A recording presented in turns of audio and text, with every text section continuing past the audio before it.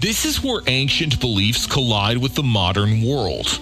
In today's video, we're delving deep into the mysterious realm of the world's oldest religion, a tradition so astonishing that it might just leave you questioning the very fabric of reality. Join us as we unveil the enigmatic secrets, astonishing rituals, and incredible stories that make the oldest religion in the world nothing short of insane. Let's step back to the history.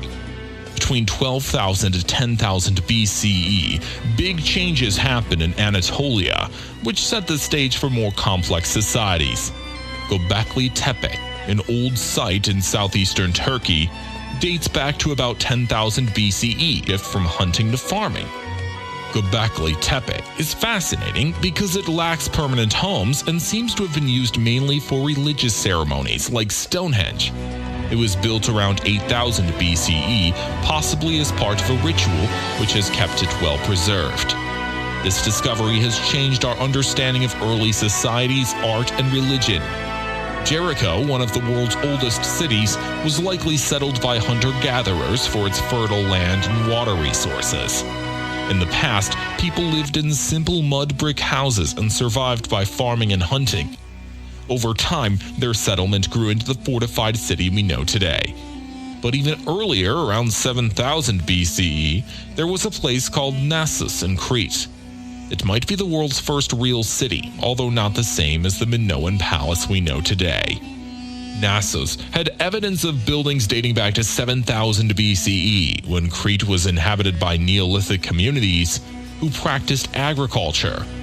Homer mentioned these people as the Pelasgians. Now, around 7000 BCE, there were people living in this area who were called the Pelasgians. They were Neolithic communities that practiced farming. Later, between 4500 and 3300 BCE, there was a time known as the Copper Age, also known as the Chocolate Period. During this period, people started using copper tools and weapons alongside stone ones. This led to better farming and hunting, allowing more people to live in the area. With this growth, art, ideas, and religion flourished, and trade networks expanded as communities sought valuable resources like copper.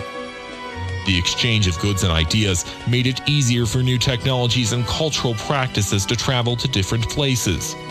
People traded medicines, and the development of metallurgy had a big impact on how societies were structured.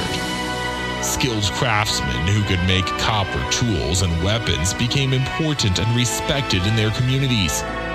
This showed how important metalworking was during the Copper Age. Important to mention that rituals were still a significant part of Copper Age life. Impressive structures like Stonehenge in England and the Gigantea temples in Malta were built during this time, showing the advanced engineering skills and religious beliefs of these ancient societies. In ancient times, people started to have more elaborate burial customs, like putting special items in graves and building fancy tombs. This showed they were thinking more about what happens after someone dies and showing respect for their ancestors. During this period, important civilizations like the Sumerians in Mesopotamia, the Minoans in Crete, and pre-dynastic Egyptians along the Nile River began to develop. These early societies created complex governments, big buildings, and advanced art spread and changed. For instance, in Vedic religion, which began in ancient India around 1500 BCE, gods like Indra, the god of thunder, and Agni, the god of fire, show similarities to Proto-Indo-European gods. Greco-Roman mythology was also influenced by these ancient gods. The Greek god Zeus and the Roman god Jupiter, similar to the sky god Diaspata. The Greek god Poseidon and the Roman god Neptune are alike, connected to the water god Hypnomnephthys. The ancient Sumerians, living in what's now Iraq, had one of the earliest writing systems called cuneiform. They worshipped gods like Anu, god of the sky, and Lael, god of wind and storms.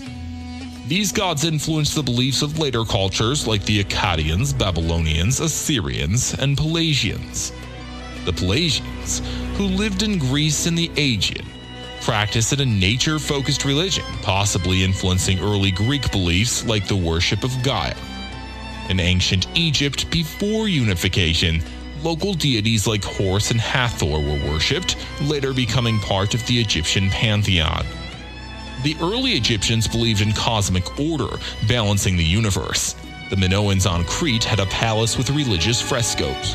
They worshipped a great goddess associated with nature, fertility, and the underworld, along with a male god. Their religion included rituals, sacrifices, and symbols like a double-headed axe and a serpent. Roman gods had Indo-European connections. Mars was linked to the god of war and storms, Neptune to water and the underworld, and Minerva to wisdom and war. Venus was associated with love and the dawn. Jupiter, king of the gods, was connected to the Sky Father. Odin, Thor, and Tyr were equated with Mercury, Hercules, and Mars in Roman mythology.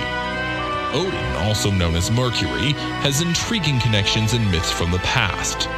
Herodotus makes references to the Hyperboreans, who assert that Hermes is their ancestor, connecting Odin to Mercury. They are descended from Bacchus, the god of fervor, who is also embodied by Odin, according to Julius Caesar. Odin and Bacchus both have a link to a powerful figure in the underworld named Dis. This connection goes back to Greek stories where Bacchus and Hades are very much alike. In Egypt, where Sobek is a devourer and king of the underworld, additional ties are made with Saturn. This connection is highlighted by the merging of Seb and Kronos. A fundamental relationship to time and cyclical creation, evocative of Hindu cosmology, is revealed through Seb's trident, which is similar to Poseidon in its connection to Shiva. Kali, consort of Shiva, echoes these time-related themes. Notably, Saturn and Saturnian symbolism recur in these narratives, heralding a golden age. Also, there is a figure named Calus, often associated with the Vatican and Mithras. Calus was sometimes depicted as an eagle with symbols of planets or zodiacs. In the Mithraic context, Calus was linked to Catus and could be called Calus Eternus or Jupiter. Some Mithraic temples showed cosmic depictions with Oceanus and Calus. Also, Mitra and Varuna were important deities representing different aspects of sovereignty. Mitra symbolized reason and benevolence, while Varuna represented darkness and inspiration. They were like a dual force in ancient beliefs. The concept of Mitra and Brahman and Varuna as the king of Gandhara was significant. Gandharvas were mysterious beings living beyond darkness. They intervened to restore Varuna's virility, much like a mythological story. This Mitra-Varuna duo resembled the dualism in Greek mythology, with contrasting elements like sky and underworld, light and dark.